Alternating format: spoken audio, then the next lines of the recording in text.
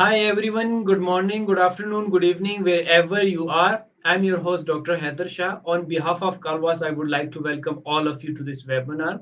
Thank you very much for joining us. Today we have another very interesting topic, and I'm really honored to welcome and introduce our distinguished guest speakers who are going to talk about application of machine learning. Now, artificial intelligence is everywhere, possibly is that you are using it in one way or the other and you don't even know it. One of the popular application of AI machine learning in which computers, softwares and devices perform via cognition, very similar to human being. And what is the benefit of machine learning and what it is exactly. So you will get to know about all these things because we have an expert with us in today's this session. So you will learn so many new things from this session. So stay tuned because an amazing stuff are coming ahead in this session. So before we start, I would like to thank Calvas for arranging such enlightenment sessions, for their support and providing us such a wonderful platform. The aim of Calvas is to give you the opportunity to connect and interact with world-renowned speakers, academic leaders, teachers, authors, researchers, experts, professionals, and businessmen to learn from their recommendations, suggestions, and tips which will create an impact and will enable you to learn and develop yourself in order to grow and transform individually as well as to contribute in a positive way to the world. So, as our slogan is come, learn, and share knowledge. So, today we have wonderful panel. They are well-known personality with an amazing great qualities, having vast and wonderful experience, internationally known and recognized speaker, and we always see them while contributing to the world and field on different platforms. So let me introduce them formally. Our first guest, he is the currently a full dean of the School of Information Technology Education at the Arellano University, Pasig, Philippines. He is a graduate of Bachelor and Master of Science in Computer Science at AMA Computer University. In addition to that, he is a graduate of Master and Doctor in Christian education, major in education management. He has done with the academic subjects for being a Doctor of Information Technology at Technological University of the Philippines. He is the presently enrolled at Master and Doctor of Information Technology at the Philippines Christian University, and moreover he has been in different schools at and university as faculty, department head, and dean. In addition to that, he is a presenter in different research conferences and published research to IEEE Scopus Index and others. He is also a pastor at the Redeemed Christian Church of God. He is a member of research organizations such as Global Conference Hub at India, the lead Philippine leadership in education, academic, and development, Star International Society of Teachers, Administration, and Researcher at the Thailand, for Engineering Research and Publication at India, June 30, 2018, Royal Institution of Information Technology, Singapore. In addition to that, he is also a member of computer organization in the Philippines, and so many few of among are the PSITE, that is Philippine Society of Information Technology Educator, the eyesight, the Integrated Society of Information Technology, uh, and the enthusiasts, and etc. His research interests are educational technology, data science, machine learning, and IoT. Last but not the least, he's a wonderful speaker, author, teacher, researcher, professional, and above everything, a great human being. So please help me in welcoming our first guest, Dr. Paculanan. Welcome to the Calvas platform, and thank you very much for joining the talk. Okay, thank you for that amazing introduction of mine. So thank you to Haider. So Thank I you. guess that you will learn from the discussions that we will be having for today. So let Yes, me share my screen. I guess that it's time for me to start sharing my screen and to okay. yes, So Prof. It was pleasure to have you, and we will introduce our second guest after the Dr. Rhonnel finishes his presentation. So we will have question answer session at the end of the session, in which we will be taking questions from both of our guest speakers. okay, that I guess that my screen is there already. Yes, it is visible. Carry on, please. Thank you. Okay, thank you. So once again, I'm Rhonnel S. Paculanan. So the topic that I'm going to discuss is all about machine learning.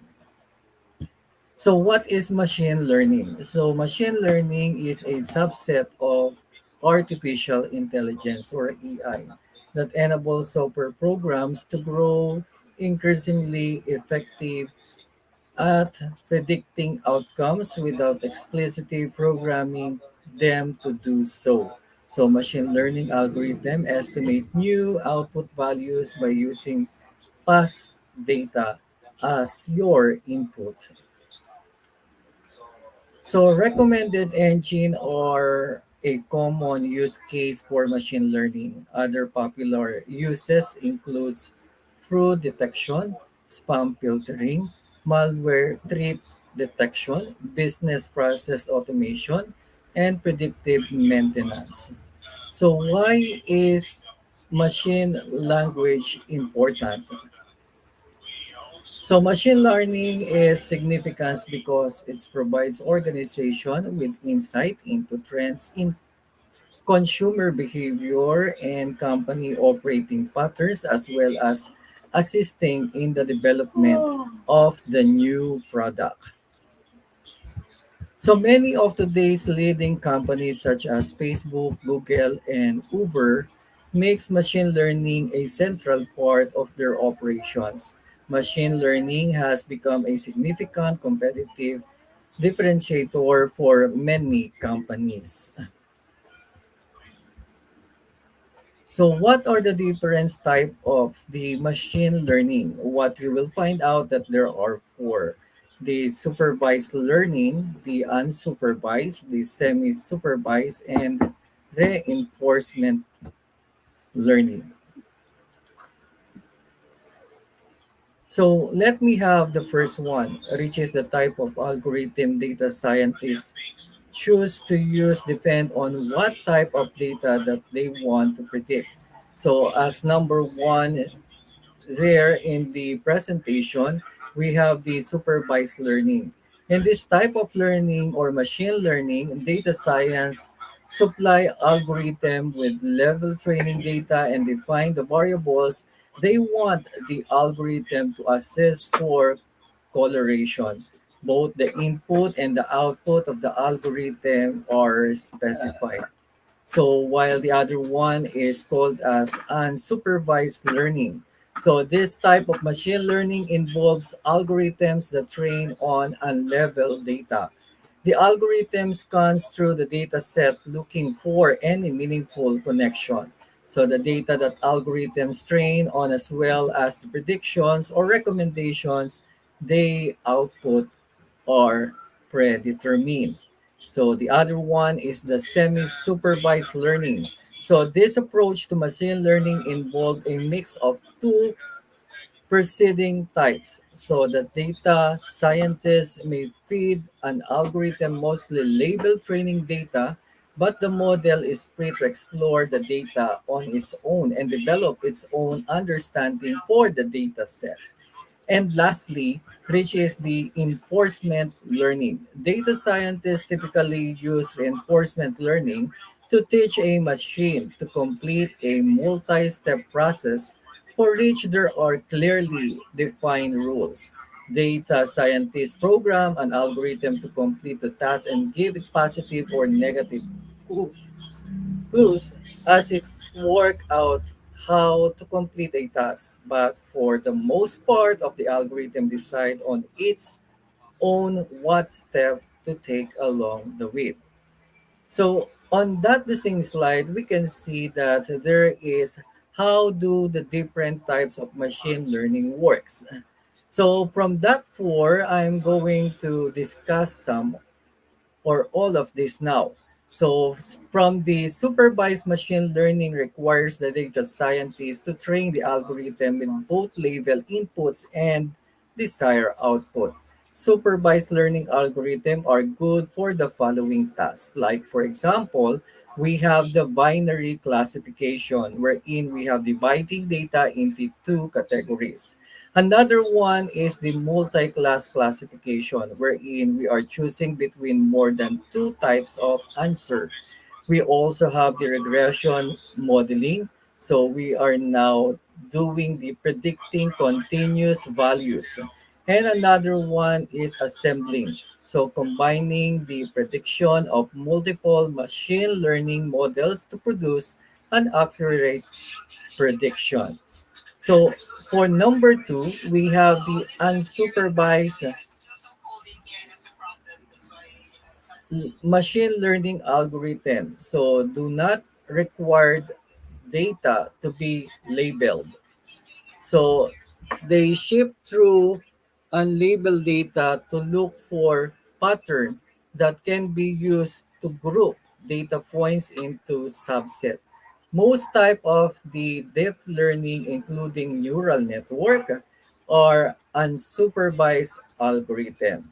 Unsupervised learning algorithm are good for the following. So we have the clustering, wherein this one is for the splitting the data set into the group based on similarity.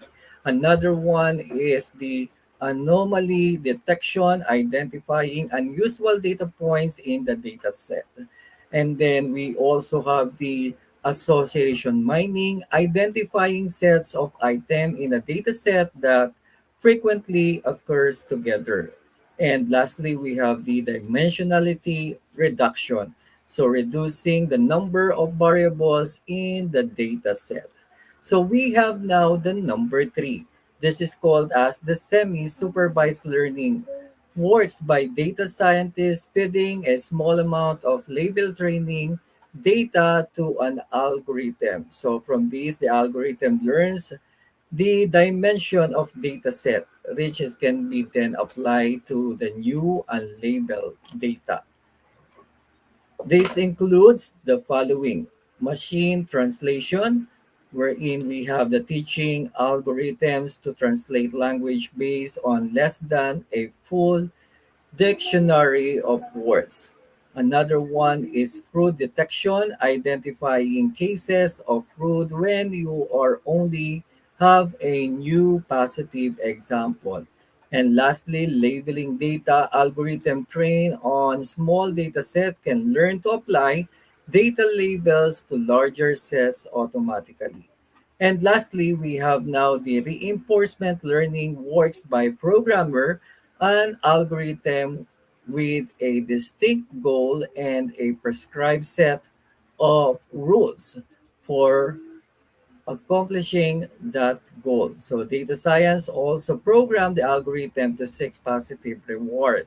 So these are some of the areas that we may able to use for reinforcement learning. One is called as robotics. So robotics or robot can learn to perform tasks in the physical world using this technique. So one of these is also called as Internet of Things.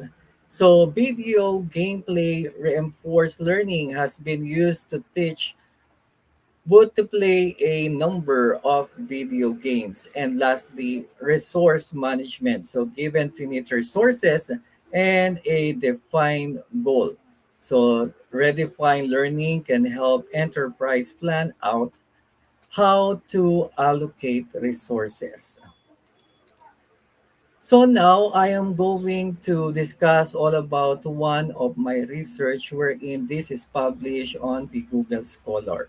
So it is called as LPG leakage detector using Arduino with SMS alert and sound alarm. So on this research, what you will find out that this is part of the last type of what we called, okay, machine learning, and this is called as reinforcement learning. Under this is what we call the robotics or the Internet of Things. So let me discuss this research.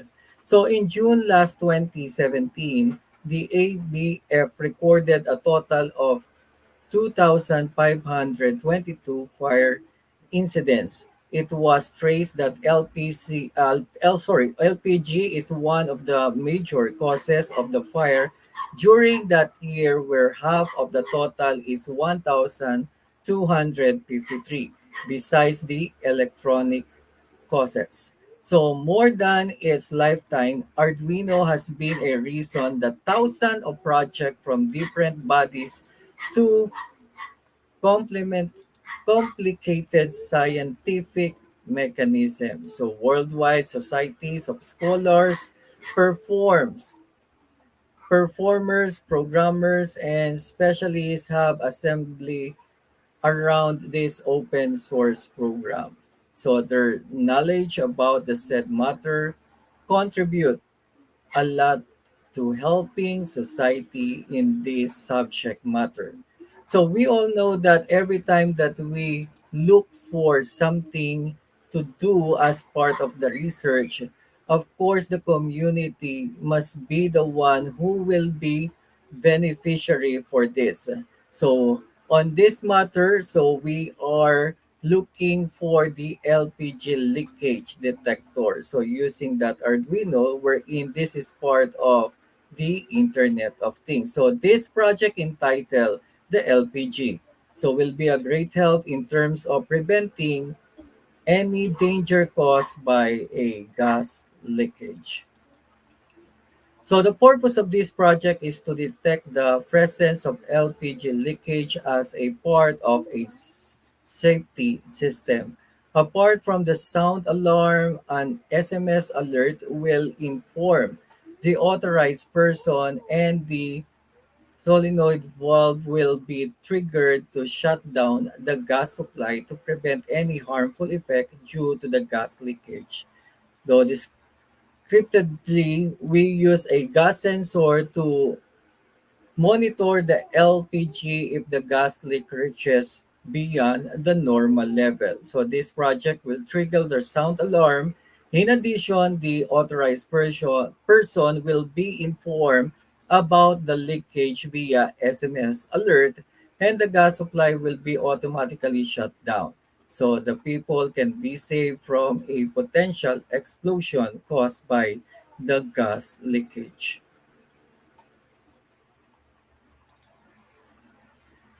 So as part of my general objective, so we have to lay out and acquired a project LPG leakage detector using Arduino with SMS alert and sound alarm. So these are the four specific objectives. So to lay out and acquire project that will perceive gas outflow like methane leak, and then we have the methane leak and the LPG leak. So methane outflow or any such petroleum centered on the gaseous substance that can be discovered using the MQ5 device. So to lay out and set up an SMS centered alert method to send SMS alert massive to restrict mobile numbers enter inside the Arduino program. So to lay out and acquired a project that will fabricate a sound alarm during gas outflow and rest the alarm once gas outflow is regulated. And lastly, we have to show the status in an LCD using a 16 times 2 LCD component and rest the gas supply using the solenoid controller. So as part of the scope and limitation, so notice methane leak, methane leak, and the LPG leak, or any such petroleum-centered gaseous materials. So we also have to generate sounds alarm when gas outflow is noticed. So transfer SMS alert to consent person, which is the owner of the gas, and then displaying gas outflow status that signifies if the gas is in normal stage or not. And lastly, automation closure of gas source using solenoid controller. So the limitation is portable gas cooktop cannot be organized in this proposed project. So this is only a normal LPG gas. So hand wheel cannot be controlled also on this given project. So we also have the system methodology, I use the V model. So this is the one or this method for developing the IoT, wherein there is a verification phase and validation phase that we can see upon when we are coding at the same time. So we can see that we may now able to get the requirements and to accept these things that we may able to find out if this is working efficiently. So we can also use of the design, this system design and system test until such time that we are done doing the integration test and accepting tests. So these are some of the requirements that we are using. So let me show you the link wherein this was published. Okay. So this is the, I guess that you can see the presentation. Okay. So this is the research. So let me have this one. So letter A. Okay. We have now the, okay. So let's have the equipment's letter A. So equipment's letter A is called as the Arduino software, wherein we may now able to program with your Arduino uh, equipments, which is an open source. So another one is the Arduino Uno, is the controller chip that is responsible for all functions of our proposed project. And then letter C is the actual writing of code in the system module, and it follows with the Arduino IDE is a cross program application created in Java and is originated from the IDE for dealing with a programming language and written this with the project. So we also have, okay, other microcontroller under this Arduino. Okay, so next. So this is the system testing. What you can see here is the parts of the or the diagram that we may able to see as part of the architecture design is. So system testing is the openly related to the system design phase. System tests inspect the entire system ability and the transmission of the system under the improvement with external system. So the issue can be uncovered during the test execution by using the software and the hardware at the same time. So these are the architectural designs, the connection of every gadget that we use, especially the Arduino Uno. So this is the system design data flow wherein there is a leak of your LPG. So it will send a message to the user until such time that the owner can receive and automatically shut down the leakage of that particular gas leakage. So I use the statistical treatments just like weighted mean, 5-point scales, Likert scales, and the criteria for the uh, software evaluation. So wherein I have the two of the respondents. So these are the household or the other one is the employee. So I just use of 35 respondents for this one. So next part is the analysis and interpretation of data. So according to that 75 respondents, so from the ISO model, so there are five of this. So functionality, usability, reliability, efficiency, and relevance has been used as part of the questionnaire survey. So the people from that significance of the studies wherein we have household and the, the other person just like employees. So what you will find out is that they answer mostly above. So above good. So wherein we have the excellent and very satisfaction. So as part of the Research sought the answer to the following question: what is the profile of the respondents in terms of type of user? So what you will find out that there are two. One is the household, uh, and the other one is the employee. So how do the respondent perceive the satisfaction of the LPG leakage detector using the Arduino SMS alert and sound alarm? So in terms of the following criteria, evaluation such as I have mentioned a while ago, from functionality, efficiency, followed by the usability, reliability, and maintainability. And as part of my conclusion and recommendation, so after all the data has been gathered, analyzed, and processed, the proponents, so we are two from this project, so arrive at the succeeding conclusion. Therefore, the researcher concluded that the LPG leakage detector using the Arduino with SMS alert and sound alarm will help a lot in terms of preventing any danger caused by this gas leakage. And it is useful as part of safety to avoid the gas leak that can be caused to harm results. So it will also improve the safety of all users of liquefied petroleum gas. As part of the recommendation, based on the conclusion of the research, the proponent formulated several recommendations for the study. So the group will like to recommend to the future researcher that they continue to develop this prototype device to find a way to include the manipulation of LPG tank handwheel and anything that will have to propose this system. So these are my reference. So thank you very much for listening. I guess that you have learned something from this presentation. Thank you.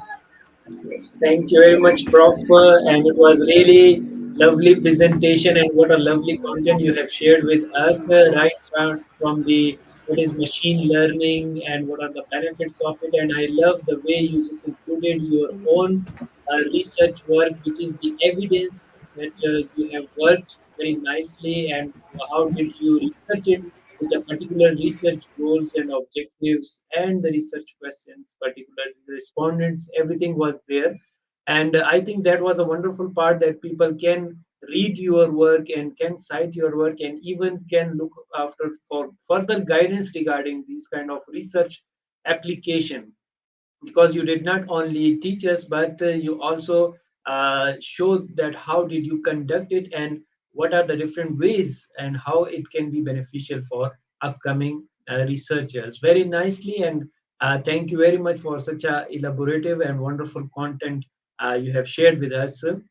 And now this is the time to we just request our second guest to share his knowledge with us. But before we start, I would like to formally introduce him, that he is currently a full-time professor of the computer science department at FEU Institute of Technology, Philippines. He is the graduate of Bachelor of Science in Computer Science and Master of Information Technology. In addition to that, he successfully defended his dissertation for final defense last November 2022 at University of East Manila, and he's currently waiting for his graduation schedule. His dissertation is a candidate for the best dissertation. His group was awarded the best in thesis during his BS in computer science final defense. Moreover, he was a silver medalist in NSTP during his college years. As a part of the faculty development program, he was both Microsoft Office Specialist certified and SAP B1 certified. His love for the game and development field led him to develop an RPG and as his master's thesis. In addition to that, he was invited as a speaker of for game development using Unity both in Adamson University and the other universities in 2016. His teaching capability is very flexible, which paved the way to teach computer subjects at the various level. His previous research job was the International British School in the Makati from 2015 to 2020, and he was a former program chair for the BScs and Bachelor of Arts in Multimedia in the year 2012 to 2017 in KVT. And in addition to that, he was a former research coordinator and community outreach coordinator for 3 years. His passion for conducting research led him to join both international and national research conferences. He was a former technical committee at the International Conference on Software and Computer Application last 2017. He also published at international paper conferences both in Thailand and presented in South Korea, which had his paper published by ACM with the Scopus Index. Last September 2022, he was invited as a speaker, and last November 2022, via virtual paper presentation, he presented two international papers at HNICEM that are related to computer programming of novice C programmers. His research interests are educational technology, data science, machine learning, and game development.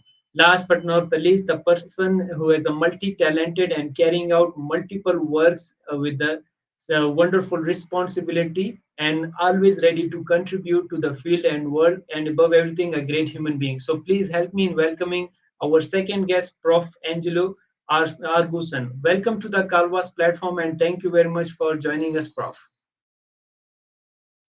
Wonderful introduction of myself. Okay, greetings to everyone. Good evening and maybe good afternoon to some of from the rest of the world, and good morning.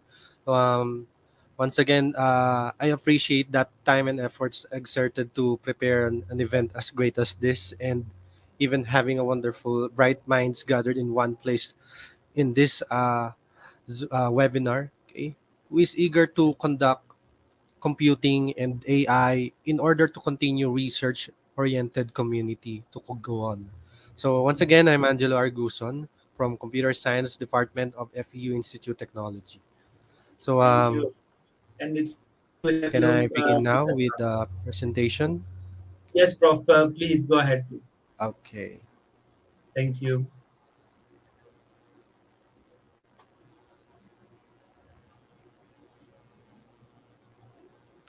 Let me know if I am sharing now the screen. Yeah, sure, Prof. Okay. That's my cue. Okay, my topic is all about getting to know data science, machine learning, and their applications. So Prof, here's my your content. yeah, the content is not visible to us. Can you share it, please? Oh, wait. Let me. Yeah, Prof. Okay, okay. I get it. Yes, Prof. Now it's visible. Carry on, please. Okay. Thank you. Thank you. Okay, so once again, my topic is all about getting to know data science, machine learning, and their applications. So here's the content that I have prepared for this topic. Okay, we have the data and information, the data science and machine learning, and I will be able to talk about the types and application. So there are some of the topics that are being already mentioned by the first presenter, but this I'm going to at least go back step one bit, and then go forward a bit. Okay, so for the things that was not being mentioned.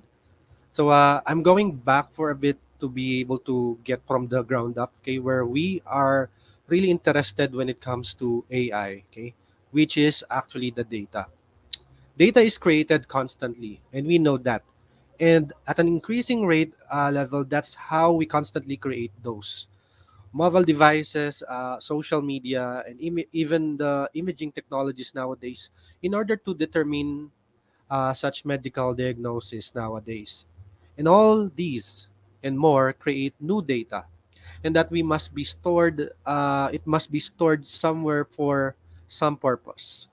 Devices and sensors automatically generate diagnostic information that needs to be stored and then processed in real time. In practice, real world data collected by businesses for analytics may suffer from some of the following flaws. Okay? Um, the data contains inconsistent or inaccurate information, which was being mentioned by our first presenter a while ago. There could be anomalies along the way. Another thing is that the data contains missing information. Okay, the data does not represent the population that it was intended to represent. And the other one is that the data is not in a form that is ready for analytics. Hence, we should be able to know about data wrangling in that regard. Continue with the data is actually the new oil because it's valuable in that way. But if unrefined, these data cannot be really used. Okay, the data can be viewed as a resource that is valuable, but only if we have but only if we find ways to properly extract value from it, then it will be valuable. Like an oil, as I said a while ago, the data is only valuable if it's in a usable form. The data is similar to oil because it acts as the fuel for analytics and artificial intelligence. Like oil, data requires infrastructure in order to collect and be able to store and maintain that. While the data is similar to oil, it is much more complex than oil if we have to think about it. It's much more complex because it is created and not destroyed and can keep adding more value as more of it becomes available. Unlike oil, collecting data comes with issues of privacy and ethics that must be carefully considered. While data is valuable like oil, we need to look at it differently when understanding the potential data as a resource for advancing business goals. So data driven insights has become a more and more dominant concept in organizations as access to data, analytics, and visualization becomes more commonplace. Next, information. Okay, information requires processing the data first, right? These can be done through several ways as needed in providing the result. These activities would mean extraction, computation, selection, sorting, comparison, and many more. Once done this, okay, the following, this should be presented in a meaningful and useful form which us human will be able to read it. Okay? Or should we say in a human readable form. But information can also be used as an input for example searching from an internet of relevant answers on the matches. This activity makes information turn into data once again. In data science, we do data cleansing, pre-processing, and processing activities, which requires methods, particularly statistics and machine learning applications, or should we say algorithms to be performed through programming. So as I have said, okay, I mentioned about data science and machine learning a while ago, but at least I wanted to dig deeper of what they mean. Okay, that's why I said a while ago that I can go back a bit and go forward a bit. Okay, from what our first presenter had just presented a while ago. So there are several sources that you may stumble upon finding the standard definition for what data science is. From sources to source, they may tell you how they think about it. But this time I will give you mine. Okay? It is the data science is the science of learning from the data to develop actionable insights from it using machine learning and statistics. Data science exists at the intersection of these foundational skills, which actually being mentioned by our presenter a while ago that there's machine learning, okay, which branched out from the AI. Okay, so there should also be a circle for in this Venn diagram for mathematics. Okay, there's a lot of math in data science. The mathematics such as statistical modeling, probability models, even pattern recognition and predictive analytics. Data science becomes interesting when mathematical constructs are applied to data sets yielding to unexpected insights or unexpected actionable insights. Computer science. Computer science versus data science are two different fields, but come under the same umbrella when getting them applied, getting them to apply for the use of technology. Computer science gives us the view to use the technologies in computing the data, whereas the data science let us operate on the existing data to make it available for useful purposes. And we have to admit that there should be a domain expert, okay, domain expertise, which means that you know your business. In order to put data science to work, your business knowledge, institutional memory, and intuition to ask the right questions are required. Everyone wants to know how to increase sales. The domain experts can ask more specific questions in that regards that will yield measurable, actionable improvements. And as our previous presenter a while ago mentioned about machine learning, this is again a branch of AI and especially computer science, which focuses on the use of data and algorithms to imitate the way humans learn, gradually improving its accuracy. Machine learning deals with extracting patterns from complex data. This can be used by computers to generally identify patterns and association in massive amounts of data and then make predictions and forecasts based on its findings. With this, machine learning is the backbone of data science. Pardon from my situation right now. I'm actually having my colds, but at least I'm trying to manage. Okay. Next, data scientist. Okay, a data scientist duty can include developing strategies for analyzing data, preparing data for analysis, even exploring, analyzing, and visualizing data, and as well as you can say building models with data using programming languages like uh, Python, R programming, and even deploying models into applications. Data science needs to be curious. Okay, they need to be curious and result oriented, with exceptionally industry specific knowledge and communication skills that allow them to explain highly technical results to their non-technical counterparts.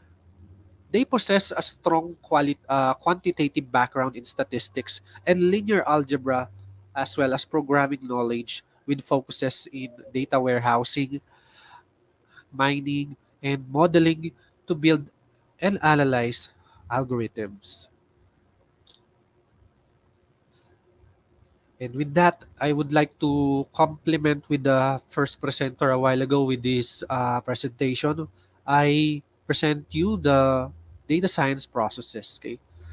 Okay. So it first, I would try to trim down the processes. Okay, to consume a little bit easier. So first is the requirements gathering. Requirements gathering in this phase, this answers the questions: what are the fields or areas that of data that you need to collect? If you're conducting a gender wage gap study, then obviously you need to collect information about the gender, income range, and their industry as well. It's very important that you know what you want. Next, data collection. Once you load what you need to get, you know you now have an idea to go forward. Perhaps you may be looking for national statistics offices, Department of Labor for that data. So you could also run surveys, okay, if you want. You get data from Excel, from Microsoft Excel, from Kaggle or World Health Organization.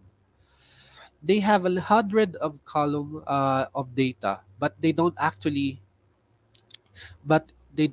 need all of them. Okay, you don't need actually all of them. Perhaps what you need only are 5 columns. At the end of the day, there are 95 columns of the data that distracts you from your point you are trying to make. They make your findings insignificant, and it will even screw up your data science models. Next, organize your data. Okay, is my data scrubbed and free from errors? Okay, there are so many different data science methodologies that you can embark on. Okay, with this you have time series. I don't know if you have heard about this, but actually it means forecasting what would the data look like years from now. Okay, based on the trends being observed, how education impacted over time. Perhaps the variable is the rate of graduates. How many people have graduated from tertiary or high school throughout the time? Is it decreasing or increasing? But another factor behind that may be the change in administration. What is the impact of the education? Okay. So next, classification. In classification, a program learns from the given data set or observations and then classifies new observations into a number of classes or groups. We also have regression to embark on. Okay, this is actually being mentioned by the recent presenter. Regression predicts the output values. Okay, I'm trying to explain it in a more easier way. Okay, it predicts the output values based on input features from the data fed in the system. Regression analysis examines the relationship between the target or the dependent variables and your predictor, which is also known as your independent variables. Regression also helps us to examine, okay, the amount of impact that the predictors make on the target variable. Then next, we also have the social network. Okay? It is a way of sorting posts in a user feed based on relevancy instead of publish time. Social networks prioritize which content a user sees in their feed first, right? By what? By the likelihood that they will actually want to see it. Next, data presentation. After doing preliminary activities, how do you then tell the public about your insights? How do you then communicate in the best way? What did you find in your data analysis? What are the best graphs that you will choose? In a lot of classes, it's a very, in a lot of cases, it's a very sufficient for you to get your point to across. Simplicity is important. If they grasp the idea, then you got the job done. Next. This is actually being mentioned by the recent presenter, but I will go through them, okay? Since this is actually part of machine learning. Okay, so supervised learning algorithms are trained using the data sets that have labeled inputs and outputs based on historical data. We can think of these inputs and outputs as predictors and outcomes. These labels are designed to train the algorithms into classifying data or predicting outcomes, and then to measure accuracy and learn from the results over time. Supervised learning is usually applied towards two types of problem. We can actually do that for classification and regression. Unsupervised learning is used with data that has not been classified or labeled.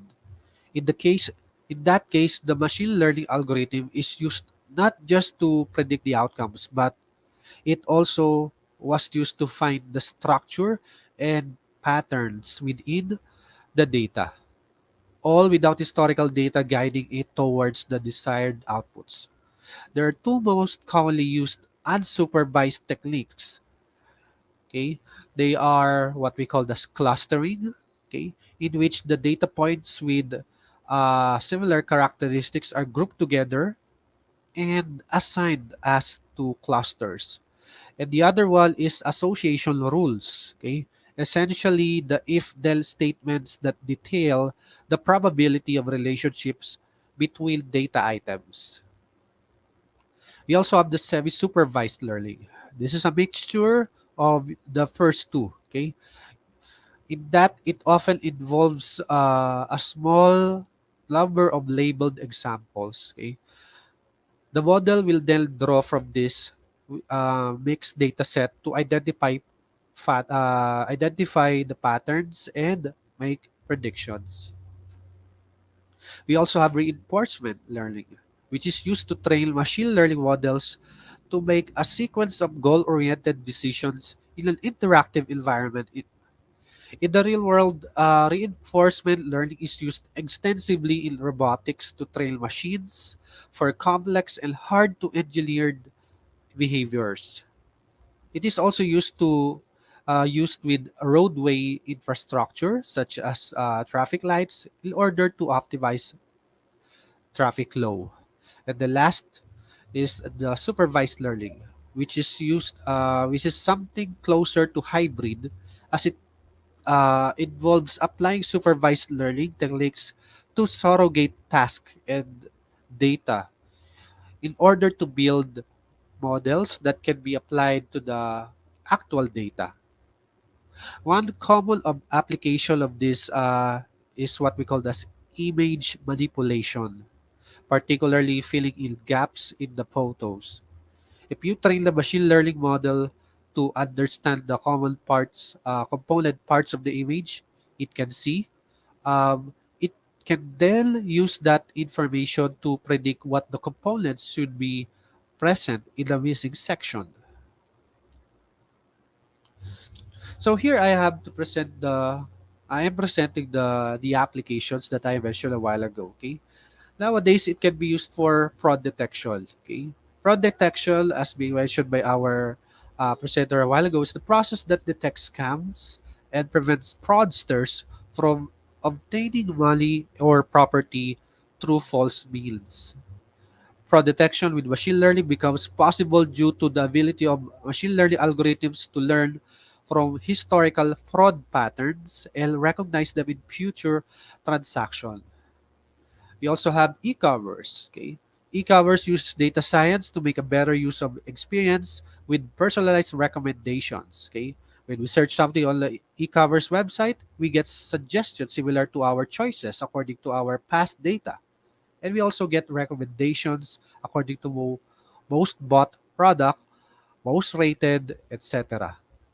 Search engines. Okay, the most useful application of data science is search engines. When we want to search something on the internet, we mostly use search engines like Google, Safari, YouTube, and the likes, right?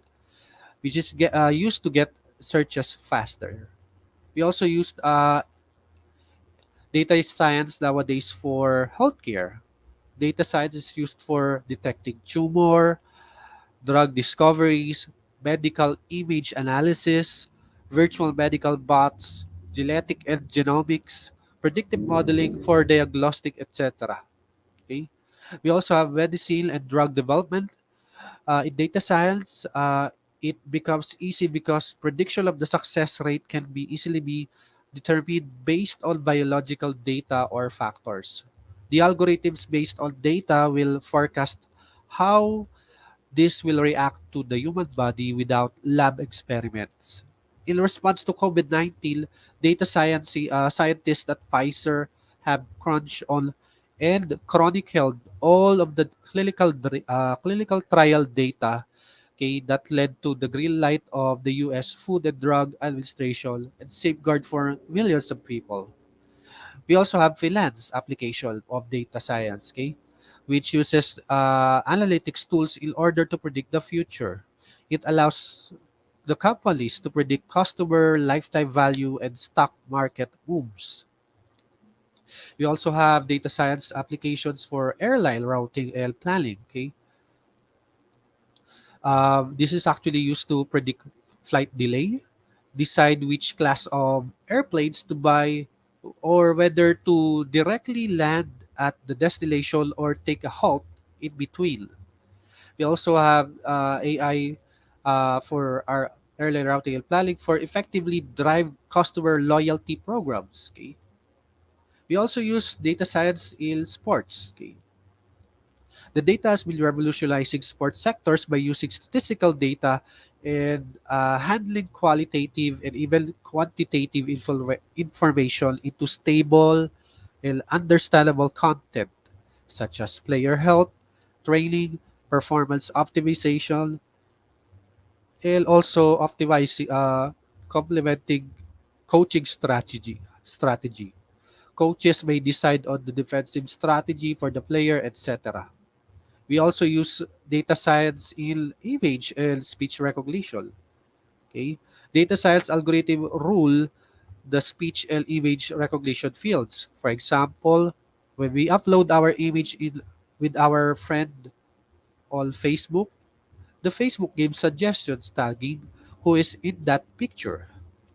This is done with the help of machine learning and data science. Okay, and in the speech recognition algorithm is working behind the systems of virtual voice assistants like Google Assistant, Alexa, or Siri, who are trying to understand and evaluate our words and returning with productive outcomes of our use.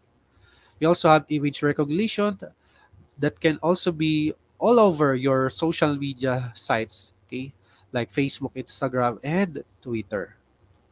We also use that for gaming, okay, video games, okay.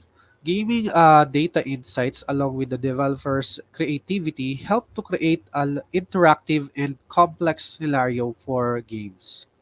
The insights for from the gaming analytics are used to obtain specific knowledge of what the player wants, to predict the gaming bottlenecks, reasoning, and timing. The game concept, storylines, and mechanics are designed using the data gained previously. And it is also said to be used for agriculture because farmers are using data science nowadays to increase crop yields, reduce water usage, and improve quality of the products. Farmers are using it to farmer using the data to make more informed decisions about planting, irrigation, and crop maintenance. Data can also be used to track crop fields, identify pests and diseases, and monitor the soil conditions. Lastly, we use that data science for transportation. Popular cab services like Uber use data science to use various variables such as customer profiles, location, economic indicators, and logistic vendors to optimize the price and delivery routes, okay, and proper allocation of resources. And just like the previous presenter, I also have some applications that I did in the past, okay, for where machine learning is actually concerned. This first paper that I have here, this was presented last year, December 1 to 4, in IEEE, uh, which is actually IEEE published by HDSEM. I have a study about analysis of C programming performance, a correlational study of lowest programmer's compiler error. Me as the main author, I was able to gather the data. The main idea about this study is actually to learn something from the programmer's compiled error. So even if you are a lobbyist or not, definitely what we want to get is to learn something from the data that we gathered. Okay, and with this we were able to learn about the students. Okay, about why they usually have errors. Okay, or what's backing up that kind of errors. So we actually use Pearson correlation analysis, okay, to conduct on 8 features of the data to investigate the relationship between all variables in that data set. The result of the study shows that there is a strong relationship between the wrong expression and operator with the 80%. And also, we have wrong expression and numeric value that range from 79%. and operator and numeric value, which actually is a weak one, 66%. Implication of this study is also useful to computing instructors, okay, particularly C programming, to improvise the delivery of their teaching pedagogy. The other one is the data analysis and constraint-based modeling of novice C programming errors, which can be used for developing the intelligent tutoring system.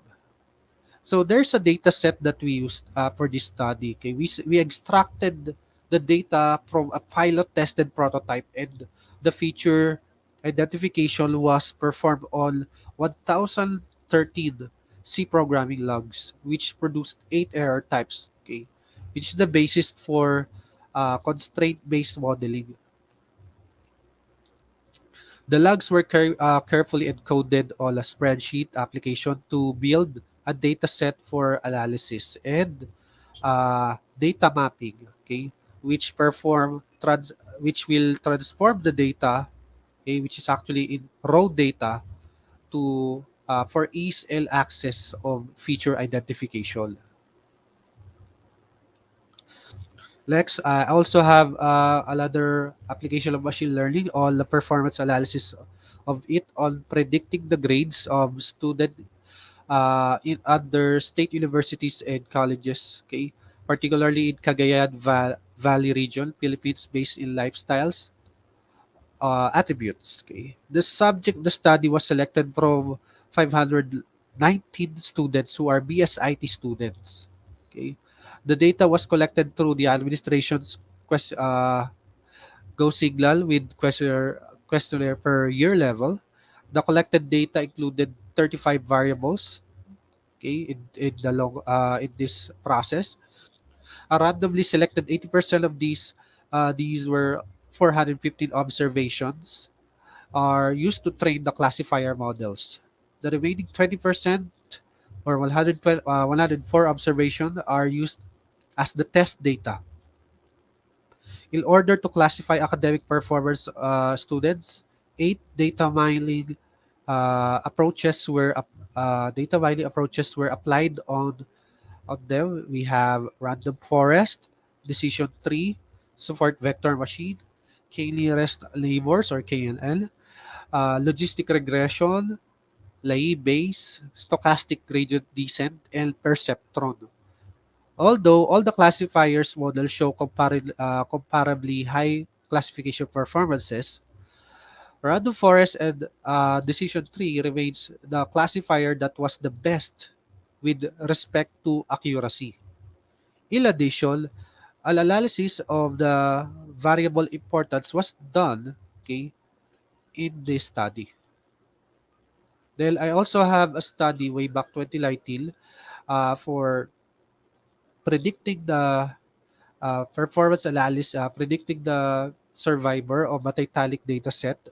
I actually used the decision tree and actually tried to measure the performance of decision tree on that data set. So this paper was aimed to determine the decision tree classification performance and investigate the results in predicting survivors. The outcome variable was compared over a data set composed of passengers' features using accuracy, precision, recall, and F1 scores performance metrics. The prediction performances of decision tree classifiers was plotted on an ROC curve. After pre-processing and processing the training set, the accuracy of the model was 92.7%. However, the precision of the model predicts 77% of the time a passenger's survival was correctly. The recall predicted the survival of 68% of the people who actually survived, and the F1 score of the test was 73%.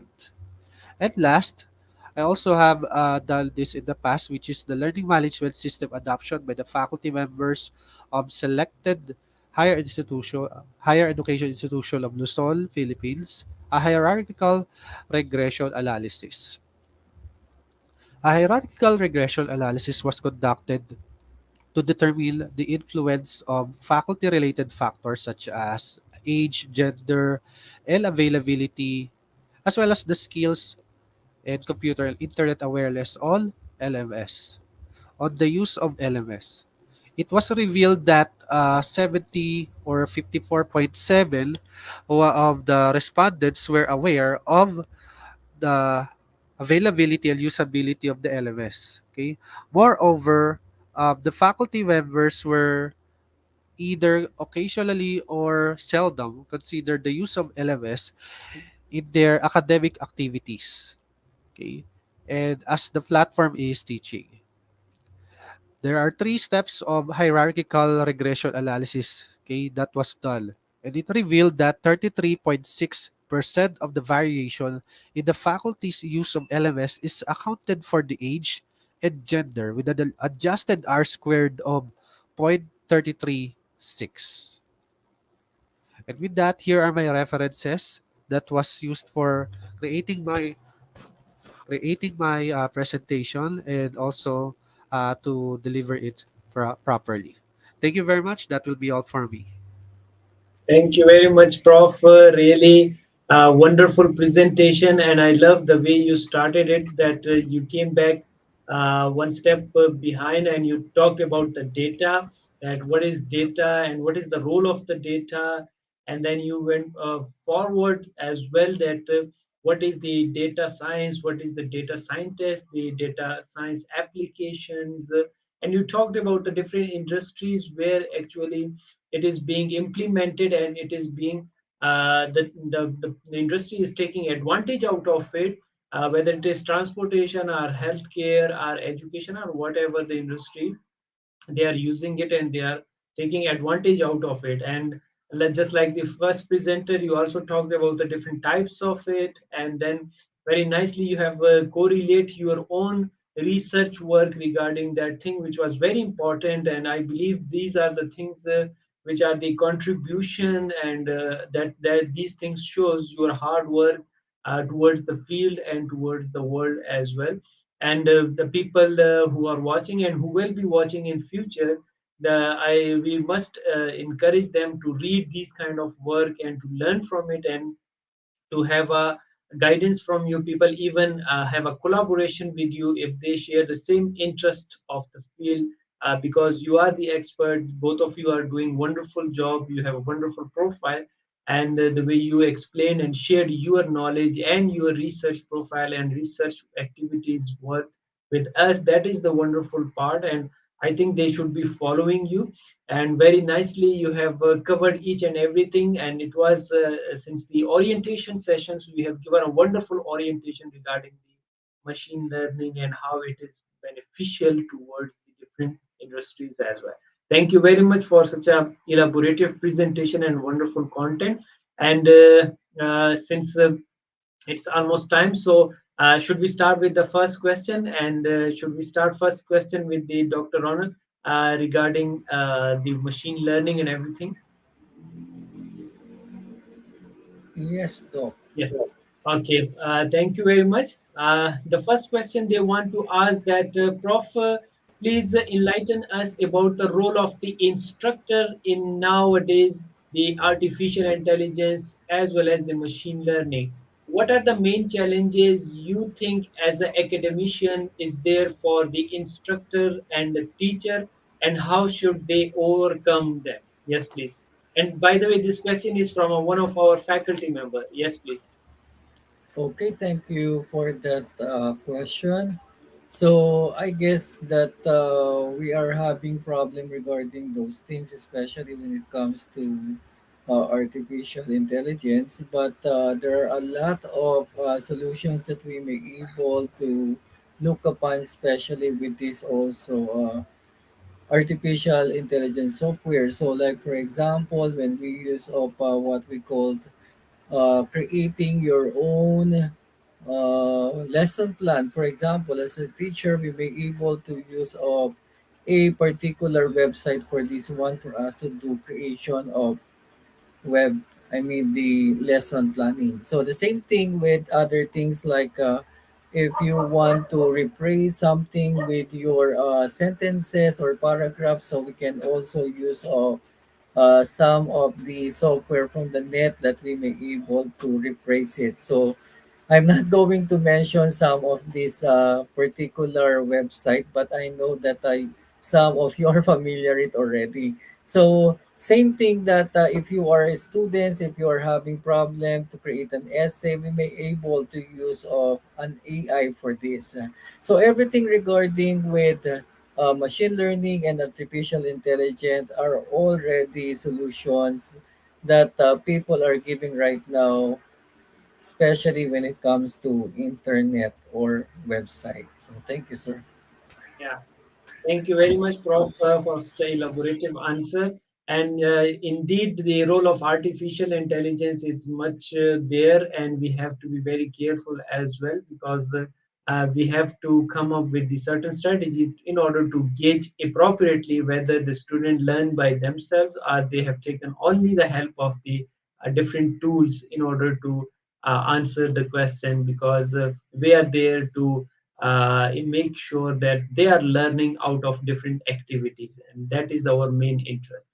And similarly, now I would request the Dr. Angelo regarding this question. It's a very interesting question because Prof. Angelo, nowadays you see there is a lot of webinars, there are a lot of workshops, seminars regarding the one of the open AI, that is the Chat GPT as well. That a lot of people are using it, but now the challenge for the academician is how to use it more smartly and ethically. The smart Chat GPT, the question they want to ask that Prof. Angelo, do you think it will change our next generation education system completely? Because ChatGPT is something a different open AI. And how do you see the world post ChatGPT? Your comment on that? Yes, please. Thank you for your wonderful question. I actually agree with Dr. Rhonnel about what he have said a while ago. Okay, if the use if there is a problem, there's technology to support that. Okay, we actually we know the fact that technology exists because there is a need. Okay, so going back to the question, if the students definitely generally would opt to or resort to these AI just to help them out there with their academic requirements. You definitely get to these websites. I'm not going to tell or to specify those websites, okay? But they use Chat GPT nowadays. So as an academician, this is the challenge that we are facing right now. How sure are we that they are not using it, or how sure are we that they are really intelligent enough that they are doing the job well done, okay, truthfully, without having to resort to these. So we as academician, definitely we have to abreast the technology as well as our students are doing it.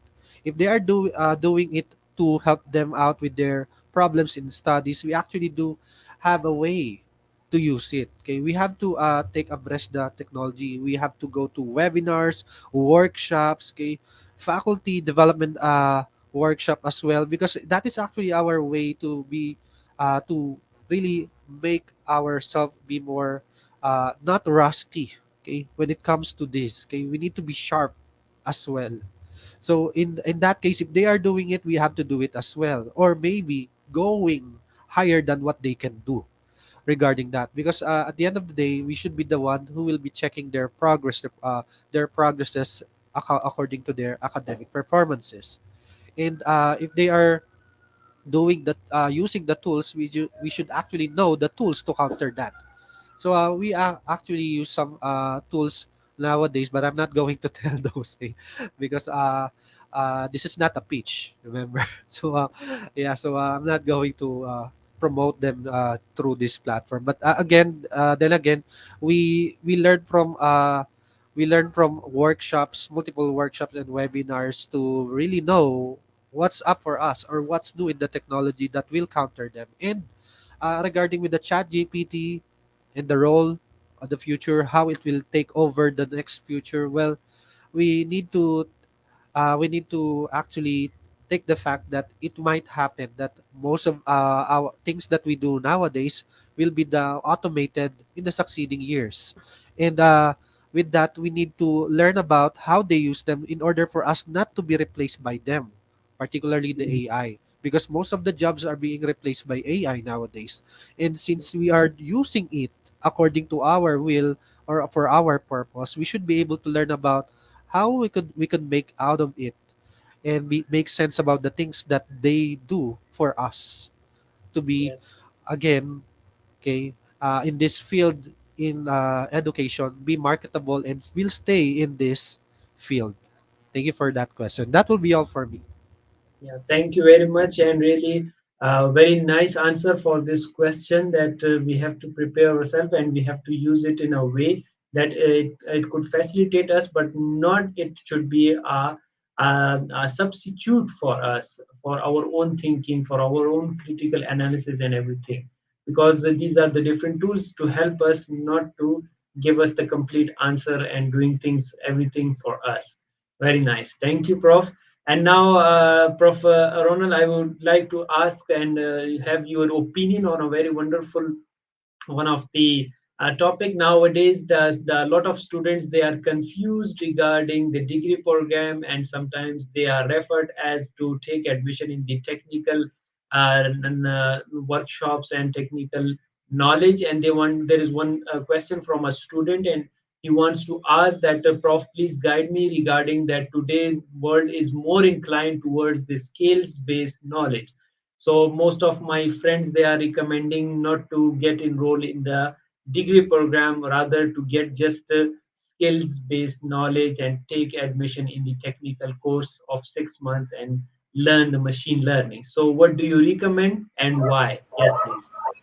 Okay, here in the Philippines, it is better for us, of course, to have a degree like 4 years courses rather than to have a 2 years course, which is a technical. So what you will find out is that both of these two are developing our skills if we will be able to apply this in our own.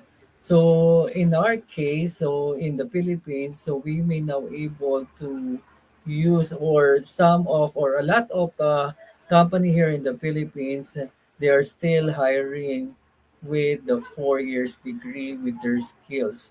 So instead of having a high school graduate wherein you have also a skills like this, it's very important for us to have a degree or 4 years degree. That is in my opinion. So thank you. Yeah, thank you very much, Prof, for clarifying it, because these are the concerns, and now they can see that how the dual process can be available on different university, where you can have both understanding of the basic knowledge as well as the application of it as well, because it goes hand in hand, and we have to learn both of them in order to survive in today's competitive environment. And now, if there is one another interesting question for Prof. Angelo, since he talked about the role of the AI and it can replace the human. There's a nice question from one of our viewer. He wants to ask that, Prof, you talked about the replacing human by the AI. So can AI get above human performance, and what kind of challenges are there, and how do you recommend for a students, upcoming student, to be not replaced by the artificial intelligence? What kind of skills do you recommend for them? Yes, please. A very nice question from a student. Yeah. Yeah, thank you very much. No? So, regarding with that question, that definitely we have to understand that from every models, the machine learning algorithm prepares for us. There's actually always a human behind it, and every human has a flow. So if your machine learning model has a flow, then definitely that relates to who's behind that algorithm. So that technically explains that there's no absolute rule or iron rule that it will replace the human in the future, because the algorithm has to be supported, or should we say the models that our the data science provided using that machine learning model will always have, okay, not always a 100% perfection, okay, or should be foolproof. Even ChatGPT has a full, okay, what you call this a flow regarding with the algorithm. I have read a lot of papers about it that it can also have some flaws when it comes to having the same question being asked and still being able to really provide the same answers, and the answers that can be done by the others will have also similarity on on those answers that we provided from the rest of the humans that are actually using those chat GPT. So in relation to that, okay, uh, it will still be a question of the accuracy at the end of the day. Now next is the challenges that the new students will actually encounter. Well, you definitely first you have to, just like what Dr. Rhonnel said a while ago, you need to have a degree in order for you to prepare yourselves in the future. Because nowadays we might be dancing rumba nowadays because we have algorithms that we can use, other tools that will have us to provide actionable insight, but maybe come after 5 more years, the day of your graduation, those are just supporting actors behind the scenes, okay, that you will use. Definitely more and more tools that can be developed within those 5 years span, and we expect new new trainings and seminars, new companies who have developed that, and new technologies that will be learned from you. So definitely there's no telling that it's not enough to tell, okay, what the future holds regarding with that tools will do for us. But we need to prepare ourselves, okay, to take abreast of the technologies, just like what I said a while ago, to be able to know what's to come to us and what can we contribute to the future using those tools. Thank you. Wow. Wow, perfect. Really wonderful answer. I love your answer, the way you just said it, that we need to prepare ourselves for that because the change has to come, the advancement has to come. But how we are going to deal with that, that is the important point.